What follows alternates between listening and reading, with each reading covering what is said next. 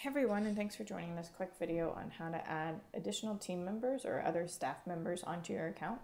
Staff basically represent the people that can either accept appointments or can log onto your account to manage appointments.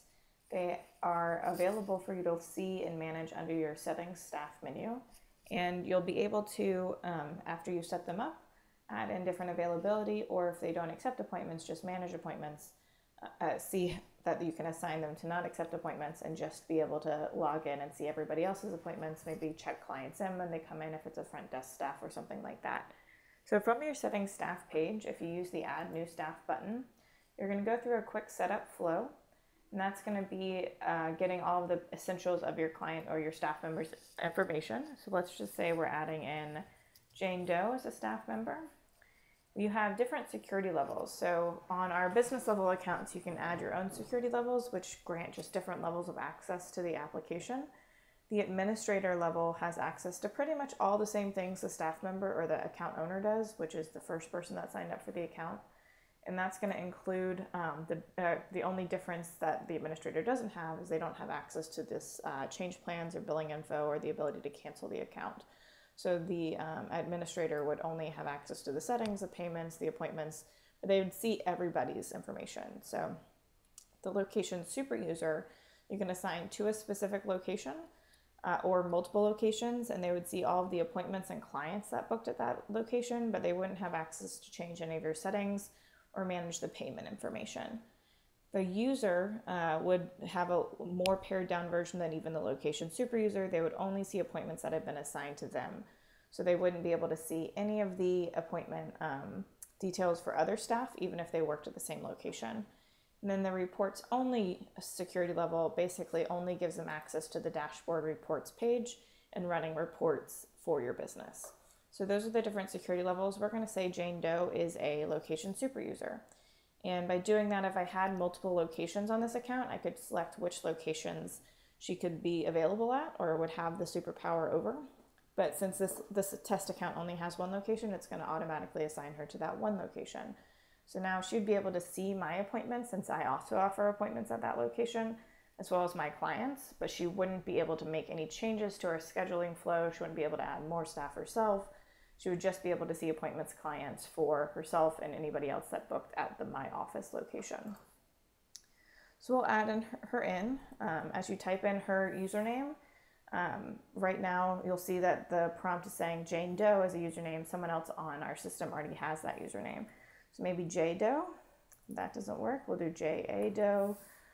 So that will work as a login for Jane Doe. I can put in her email address. And this is going to send out, once I add her as a staff, it will send out a welcome message to Jane telling her that she can log in and add in her availability if she'd like to. You can also sign her up to receive text alerts whenever a new appointment is booked with her. So if I do that, the mobile number will become required. So we'll put that in. And the next page is going to be adding a staff bio that displays under her staff name in the booking flow, as well as setting her time zone. So if she works in a different time zone than your business is set to, you can change her time zone here. And you can also include a profile picture that would show up on her scheduling flow when clients are booking with her if you'd like to. So we'll just continue on through there. We'll see a little bit of a confirmation page on as far as the information we're adding about Jane. We'll just submit her profile. So now she has a profile herself. If we go back out to the main staff list, we'll see we've got not only myself, but also Jane Doe listed. We can click in and view more details about her. We'll see we've got a warning message right now because Jane can accept appointments. We checked her off. She's not an administrative staff, but she doesn't have any service availability set up and she doesn't have a class schedule. So even if we go to view the scheduler right now and select to book an appointment for consult or something like that, we're only going to see Lucy Barber. And again, that's because she doesn't have service availability set up, so she's not going to be able to offer services. Alternatively, we could set her up with a schedule to offer one of our classes if we offer classes, but without having that on there or without having a schedule for her to offer a class, we're not going to be able to see anything. So if we come into the service availability page, we can add a new date range for Jane. We'll say we're going to add just a regular schedule that's the same every week. She's available let's just make it simple. Starting on today, every Monday, Tuesday, Wednesday, Thursday, and Friday. So we'll submit that new availability. And once we do, we'll see Jane now has service availability on her staff profile. If we go back to that overview page, there's no longer a warning message there. If we preview the scheduler and choose one of our service options, which is either this consult or the follow-up call, we'll see this user can choose either now Jane Doe or Lucy Barber.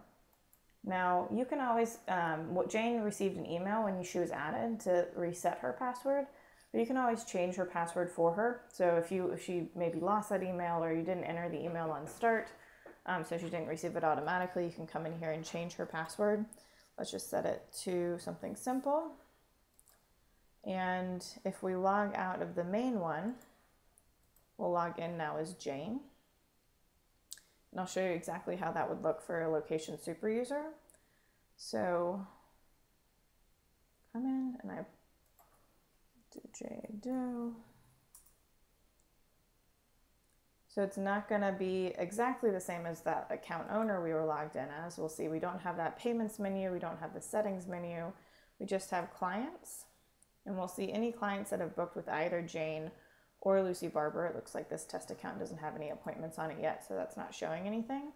But you'll see on the left-hand side of the appointments page, I can see both Lucy Barber and Jane Doe in order to see the appointments for that. So I could see any classes scheduled with them or appointments scheduled with either of them. Now, again, adding staff is only going to be available if you're logged in as either an account owner or an administrator, or if you're a business level user, a specific setup or a specific security level that allows adding staff. If you've got any questions on how to either include other staff or what security level they should be and what access rights those are, you can always play around and add staff and then remove them and kind of log in as them to see what the security looks like and if that makes sense for your business. Or you can book an onboarding call with one of our TimeTap success coaches. We'll be happy to walk you through the ropes of actually getting the additional staff added, their service set up, and the schedules that they operate off of set up. So if you've got any questions, feel free to reach out, and thanks so much for watching.